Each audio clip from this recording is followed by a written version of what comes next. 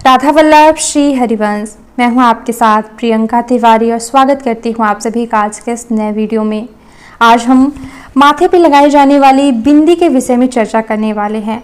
सुहागिन महिलाओं को जैसे कि बहुत ज़्यादा डरा दिया जाता है कुछ मान्यताओं को लेकर के कि अगर आप ये गलती करेंगी तो आपके पति को संकट हो सकता है। जैसे कि बिंदी के संबंध में ही कमेंट आते रहते हैं कि बिंदी के पत्तों का क्या करें, जो बिंदी के पैकेट होते हैं, कहीं हमने उन्हें फेंक दिया तो पति को नुकसान तो नहीं हो जाए, कोई संकट तो नहीं आएगा अगर हमारी बिंदी बाथरूम में बह गई। तो इन प्रश्नों के उत्तर के साथ साथ क्या अंधविश्वास है, क्या सच्चाई है, इस सारी जानकारी के बारे में आज चर्चा करने वाली हूँ।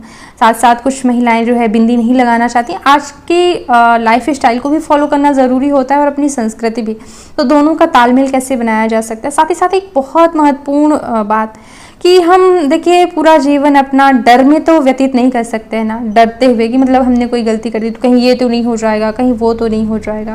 तो मैं आपको एक छोटी सी ट्रिक बताने वाली हूँ, एक छोटा सा उपाय बताने वाली हूँ।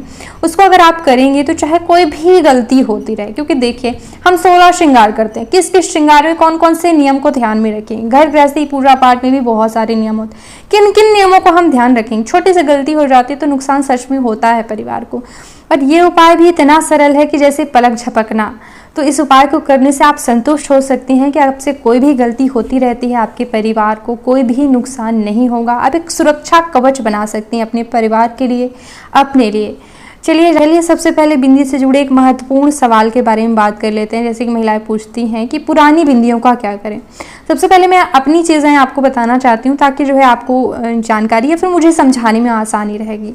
जो आप बिंदी मुझे लगाए देख रहे हैं, मैं हमेशा इसी प्रकार की बिंदी लगाती हूँ, ना इसके आकार में कोई बदलाव होता है। चाहे अगर कोई फंक्शन होता है तो इसके नीचे एक छोटा सा कुमकुम लगा लेती हूँ सफ़ेद कलर का, ठीक है। इसका कारण क्या है कि एक ही आकार और एक ही बिंदी क्यों लगाती हूँ, क्योंकि हमारे पास चाहे जितना भी पैसा हो जाए, कोई भी चीज़ मतलब कितना भी हो जाए, लेकिन सुहाग से संबंधित जो भी चीज़ें होती हैं, चाहे वो चूड़ी, बिंदी, सिंदूर, आलता, कुछ भी हो, उसको हमें ऐसा नहीं कि हम बहुत सारा खरीद लें फिर उसको अनाप शनाप मतलब उपयोग करें, जब मन पड़े फेंकें, जब मन पड़े नया ले आएँ। ऐसा नहीं करना चाहिए। हमारी सुहाग की सामग्री को बहुत ज़्यादा संभाल कर और ऐसा प्रयोग करना चाहिए जैसे कि हम प्रसाद फेंकते नहीं है। प्रसाद खाते समय या फिर किसी को देते समय अगर गिर जाता है तो कितना हमें डर लगता है, उसी तरह से संभाल कर जो है सुहाग सामग्री हमें उपयोग करनी होती है। तो जितना मैं उपयोग कर पाती हूँ या फिर जितना मतलब मुझसे संभल पाता है उतना ही खरीदती हूँ। इस बिंदी को लगाने का फ़ायदा क्या है कि ये जब तक चिपकी रहती है तब तक इसको मैं नहीं निकालती हूँ, ठीक है। या फिर मासिक धर्म के बाद एक नियम जान लीजिए यहाँ पर, मासिक धर्म के बाद बिंदी बदलनी चाहिए, ठीक है। या फिर मासिक धर्म में नई बिंदी नहीं लगाई जाती है, ठीक है। तो जो महिलाएं बिंदी बदलती हैं रोज रात में जैसे कि, तो आप क्या कीजिएगा, एक छोटे से डिब्बे में जो है आप अपनी पुरानी बिंदियों को रख लिया करिए और मासिक धर्म में इन्हीं बिंदियों को आप लगाया करिए, क्योंकि मासिक धर्म में नई बिंदी नहीं लगाई जाती, कोई भी नया श्रृंगार जो है नहीं किया जाता है। बिंदी लगाना वर्जित होता है, मतलब नई, सिंदूर लगाना, चूड़ी पहनना, सब कुछ। तो आप इस पुरानी बिंदी को जो है मासिक धर्म में लगा सकती हैं, लगाएंगी, ठीक है। और दूसरी चीज़ है कि मासिक धर्म के बाद भी अगर बाथरूम में बह जाती है या फिर देखिए मासिक धर्म की बिंदी तो वो अशुद्धि मानी जाती है, ठीक है। और अन्य समय की जो पुरानी बिंदियां हैं उनको क्या करना है, इकट्ठा कर करके फिर आप अगर बचती हैं तो आप उन्हें जो है एक गड्ढे में गाड़ दीजिएगा, कहीं पास भी आपके घर के आसपास हो, कभी भी हो, बहुत सारी इकट्ठा कर लीजिए, ऐसा नहीं थोड़ा थोड़ा ही इकट्ठा करके जब हो जाए तो आप किसी गड्ढे में जो है उनको गाड़ सकती हैं। ये हुई बिंदी की बात। बिंदी के पत्तों की बात कही जाए तो वो कागज होते हैं, पॉलीथीन होते हैं, आप उनको वेस्टेज में डाल सकते हैं, बिना संकोच के डाल सकती हैं। लेकिन एक बात का सिर्फ ये ध्यान रखना है, अगर हम ऐसा सोचेंगे तो देखिए अगरबत्ती के पूड़े में हमेशा भगवान का नाम लिखा होता है, भगवान गणेश चित्र बने होते हैं। तो जहाँ पे भी भगवान के चित्र बने हो, भगवान का नाम लिखा हो, उसको महत्वपूर्ण संभाल करके रखना चाहिए। या फिर ऐसी जगह पे जहाँ पे किसी का पैर ना पड़े, जल में विसर्जित करें, ऐसा ध्यान रखने की आवश्यकता है। लेकिन अब बिंदी के पत्ते बहुत सारे इकट्ठा करेंगे, प्लास्टिक होता है, सिंदूर के डिब्बे हैं, तो फिर नदियां भी हम प्रदूषित करेंगे, बाकी वातावरण भी। तो आप इन्हें जो है कागज वगैरह को वेस्टेज में डाल सकती, कोई ऐसी दिक्कत की बात नहीं है, ठीक है। तो मेरी एक ही बिंदी लगाने का फायदा ये होता है कि जब तक ये चिपकी रहती है तब तक इसे मैं लगे रहने देती हूँ, क्योंकि दूसरे रंग की तो मैं लगाती नहीं हूँ। और अगर इसे बदलना होता है या फिर बाथरूम में भी बह गई तो मैं कोई ऐसा बहुत ज़्यादा डर में जीवन व्यतीत नहीं करती हूँ कि बस अब डर गई कि बाथरूम में बह गई तो क्या हो गया, क्योंकि एक सुरक्षा कवच जो मैं बता रही हूँ वो हमें अपनाना चाहिए ताकि डरों से मुक्ति हो सके। तो तो सुरक्षा के बारे में वीडियो के अंत में बात करेंगे। सबसे पहले बिंदी से जुड़े कुछ और जानकारी दे देती हूँ। काली बिंदी हमें नहीं लगानी चाहिए, ठीक है। काली बिंदी से पहले के ज़माने में भी मैं बचपन से सुनती आ रही हूँ कि विधवा महिलाएं काली बिंदी लगाती हैं, तो नहीं लगाना चाहिए काली बिंदी, ठीक है। कन्याएं लगा सकती हैं, और अगर बहुत ज़्यादा ही आपको पसंद है काली बिंदी तो जैसे मैंने मेहरून रंग की लगाई है ऐसे आप लगाएं, तो ये थोड़ा सा डार्क कलर होता है तो आपका काम भी बन सकता है, लेकिन काली ना लगाएं, ठीक है। क्योंकि काली अगर आप लगाते हैं तो शनि ग्रह भी जो है आपको दुष्प्रभाव देने लगते हैं। ऐसे में जो है पति से आपका संबंध जो है प्रभावित हो सकता है, तो काली बिंदी जो है थोड़ा सा आप अवॉइड करें। पीली, हरी और लाल, कत्थी ऐसी बिंदियों का जो है आप चुनाव करें। और कई महिलाएं जैसे कि बिंदी नहीं लगाना चाहती हैं तो वो क्या करें, थोड़ा सा हल्दी घोल करके रोज़ थोड़ा सा माथे पे ज़रूर लगा लिया करें। हल्दी जो है वो सौभाग्य सूचक होता है, बहुत ज़्यादा शुभ होती है, तो इससे जो है आपकी संस्कृति भी रह जाएगी और आपका फैशन भी निभ जाएगा। तो ये आप कर सकती हैं। मासिक धर्म में सूतक पातक में बिंदी नहीं लगाई जाती है, नई बिंदी, तो पुरानी बिंदियों का जो है सूतक पातक में प्रयोग करना है।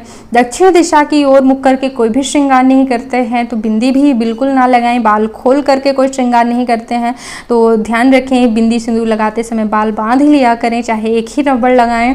तो हमारे सनातन धर्म में क्या महत्व है, वैज्ञानिक तौर पर भी बिंदी जो है आज्ञा चक्र पर लगाई जाती है, जो कि निगेटिव एनर्जी से हमारी रक्षा करती है, ठीक है।